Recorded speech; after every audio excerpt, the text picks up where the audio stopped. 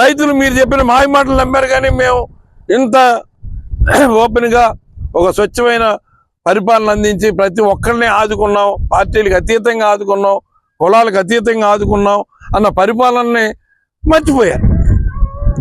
అయినా సరే రాజకీయాల్లో ఉన్నాం కాబట్టి ప్రజాస్వామ్యంలో గెలుపుకోవటంలో సాధ్యం అనుకున్నాం.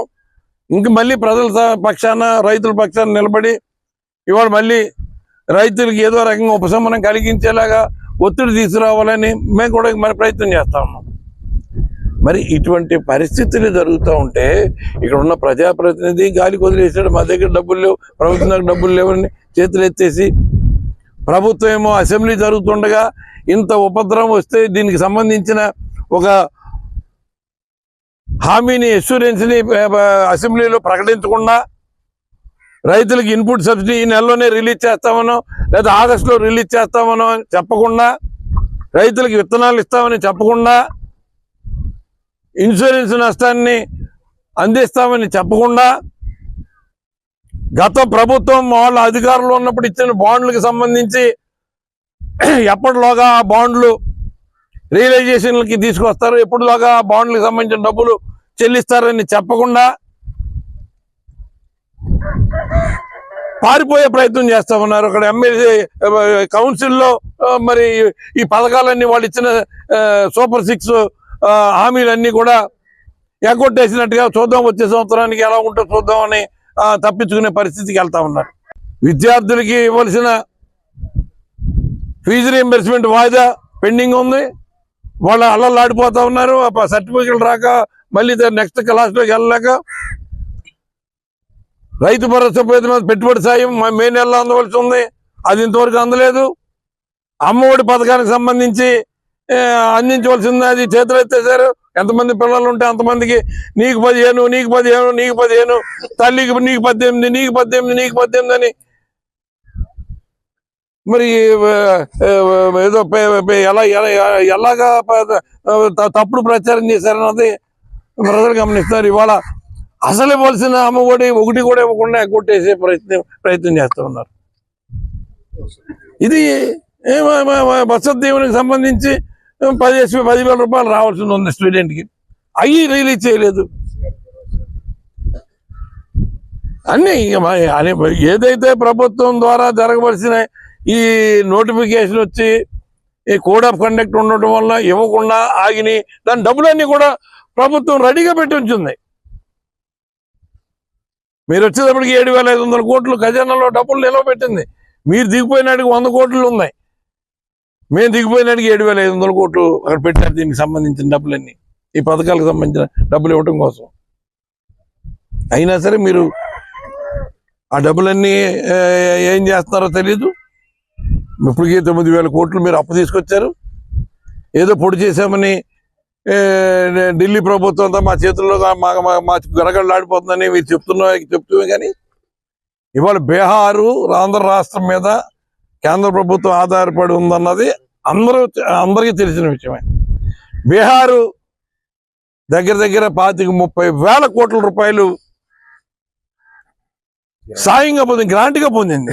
మీకు ఏకైక ఎజెండా ఏంటంటే రాష్ట్రం ఏమైపోయినా పర్వాలేదు, రాష్ట్ర ప్రజలు ఏమైపోయినా పర్వాలేదు, మీరు రియల్ ఎస్టేట్ వ్యాపారం అమరావతిలో మొదలుపెట్టిన రియల్ ఎస్టేట్ వ్యాపారం ఏదో రకంగా మీ చేతిలో ఉన్న భూములన్నీ కూడా మంచి ధరకే అమ్మేసుకుని చేతులు కడిగేసుకుంటే లక్షల కోట్లు సంపాదించే ఆలోచనతో ఉన్నారు. దానికి సంబంధించి 15,000 కోట్ల రూపాయలు అప్పుగా ఇచ్చినా సరే మీరు సంకలు కొట్టుకుని భజన చేస్తూ ఉన్నారు.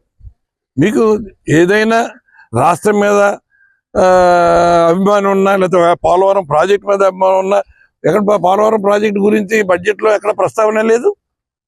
దానికి ఎన్ని వేల కోట్లు ఇస్తామన్నది లేదు. తప్పుడు మా మాటలని చెప్తారు. 45.72 అన్నది అది ఒరిజినల్ ప్లానింగ్లో ఉంది. అది దఫదఫాలుగా 3 సంవత్సరాల్లో ఆ స్థాయికి తీసుకెళ్లే పరిస్థితి ఉంది. ఇవాళ 41.15కి పెట్టడానికి సమాయత్తం అవుతున్నారు. ఆ కాంటూరు లెవెల్లో మునిగిపోయేవన్నిటికీ కూడా R&R ప్యాకేజ్ ఇవ్వడం కోసం మీరు ప్రభుత్వం మీద ఎక్కడ ఒత్తిడి తీసుకొచ్చారు?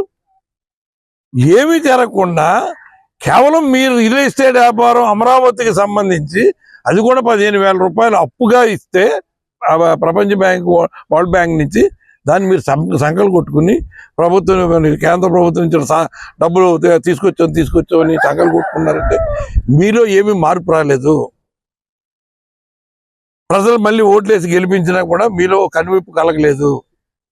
ఈ ప్రజలు ఇంతే, మనం చెప్పిన మాటలు నమ్ముతారు, మనం ఎప్పుడు మాయ మాటలు చెప్పింది వాళ్ళని ఎప్పుడైనా నమ్మించవచ్చు అన్న మీ నమ్మకమే, మీ గోబెల్ ప్రచారమే పైచేయి సాధిస్తూ ఉంది. ఎప్పుడు ప్రజలు ఓడిపోతానే ఉన్నారు. ఇవాళ ఎప్పుడు ప్రజలు మరి ప్రభుత్వం తప్పు చేస్తే ఓడించడం అన్న సర్వసాధారణం.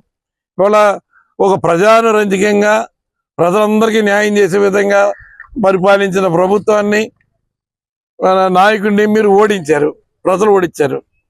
అది ప్రజలు విజయమా ప్రజల ఓటమా అన్నది ఇప్పటికే 2 నెలలు పూర్తి అవ్వకుండానే తెలుస్తుంది. ఇంకా కాలానుగుణంగా ఎదురుకెళ్ళి ఇంకా వాళ్ళే తెలుసుకుంటారు. ఇవాళ మాత్రం చంద్రబాబు నాయుడు మోసం అన్నది పనిచేసింది. ఇంకా చంద్రబాబు నాయుడు పేరు చెప్తే మోసం చేస్తాడని మనకు తెలుసు కదా. మళ్ళీ మనం చేయమని ఎలా అడుగుతామని ఇక్కడ ఉన్నారా మరి జగన్నాథపురానికి సంబంధించిన రైతులే చెప్తున్నారంట. మరి చంద్రబాబు గురించి మనకేమో తెలియదా ఏంటి? అలాగే చెప్తాడు, చేయడు, అయినా సరే మనం సరిపెట్టుకోవాలి, మనోడు కదా అని పాపం సరిపెట్టుకుంటున్నారంట. మంచిదే, ఏం చేస్తాం?